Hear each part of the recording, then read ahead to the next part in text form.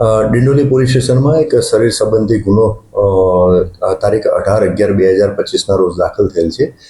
એ ગુનાના જે ફરિયાદી છે એ ફરિયાદીના દીકરા ધોરણ 6માં અભ્યાસ કરે છે.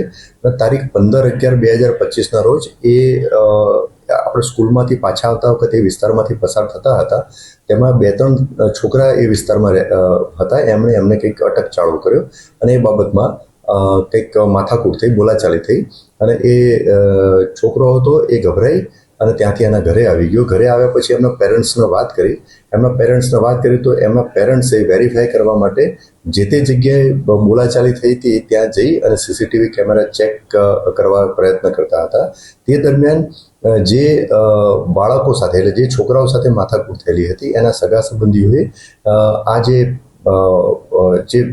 દીકરો હતો, છોકરો હતો, એના પેરેન્ટ્સ સાથે માથાકૂટ કરવા માંડ્યા અને એમાંથી એક વ્યક્તિ પાસે છરી હતી અને છરીથી એમના પેરેન્ટ્સ ઉપર હુમલો કર્યો, જેના કારણે આ ફરિયાદીશ્રી એટલે કે જે ધોરણ 6માં જે છોકરો ભણતો હતો એના ફાધર, એમને ડાબી આંખના નીચેના ભાગે ઈજા થઈ હતી, સામાન્ય ઈજા થયેલી હતી.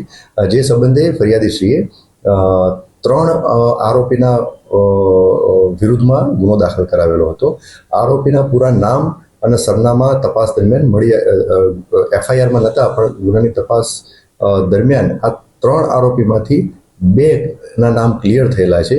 એમાંથી એક કાયદાના સંઘર્ષમાં આવેલ કિશોર છે અને બીજો જે આરોપી જે છે એનું નામ છે સિદ્ધાર્થ નારાયણ ભામરે છે. એ આ જે કાયદાના સંઘર્ષમાં આવેલ કિશોર જે છે એના મામા થાય છે. એટલે આ બંનેનું નામ ક્લિયર થયેલું છે અને ત્રીજા આરોપીનું નામ હજુ ક્લિયર થયેલું નથી. આ આરોપીની ઘરે તપાસ કરતા આ સિદ્ધાર્થ મળી આવેલો નથી અને એના સિવાય કાયદાના સંઘર્ષમાં આવેલ કિશોર પણ મળી આવેલો નથી. એટલે આ બાબતે પોલીસની તપાસ ચાલુ છે.